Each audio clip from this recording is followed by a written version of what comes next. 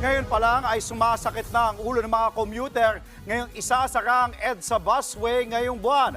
Kahit paparayan sa rehabilitasyon ng EDSA, tanong ng mga tao, ano na lang ang sasakyan nila? Nasa frontline ng balitang yan, si Carrie Cato. Sa bigat ng traffic sa EDSA at sa limitadong oras ng MRT3, tanging EDSA busway ang pinipili ng commuter na si Rov. Ito lang din daw kasi ang pinakamabilis na masasakyan niya papunta at pauwing trabaho. Kaya ang balitang isasara ang bahagi nito bago matapos ang marso para sa rehabilitation ng EDSA, ikinababahala na agad ni Rov. Marami pong mahihirapan kasi mga kagaya namin sa trabaho. Lalo pag panggabi kami. Ang estudyante namang si Veronica, magiging hassle na raw ulit ang biyahe at dagdag gastos pa dahil mapipilitan na siyang mag-book sa mga ride-hailing app. Kaya nga, nag-carousel ako para mas makatipid-tipid. Siyempre dito sa EDSA, traffic, ganun po. Kaya kung ipapasara, siguro mas lalong titindi ang traffic.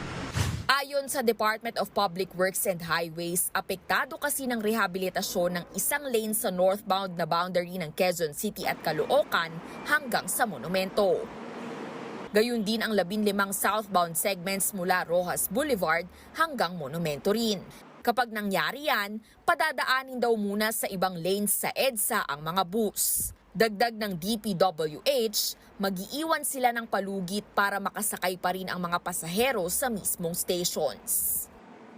Maglalagay lang po kami ng gap dito sa mga bus station po makapasok yung isa o dalawang buses natin para po maisakay nila ng safe yung ating mga pasahero.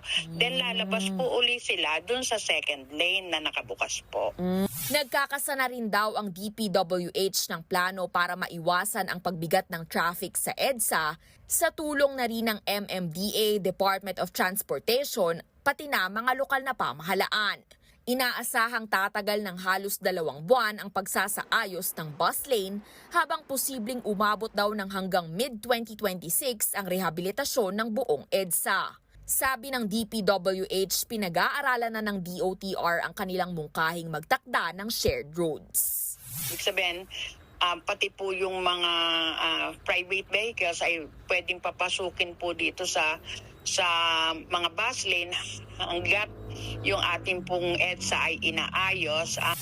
Sa huling tala, halos 180,000 na pasahero ang gumagamit ng bus lane, habang higit 400,000 na motorista naman ang dumadaan sa EDSA araw-araw. Nagbabalita mula sa Frontline, Carrie Cator, News 5.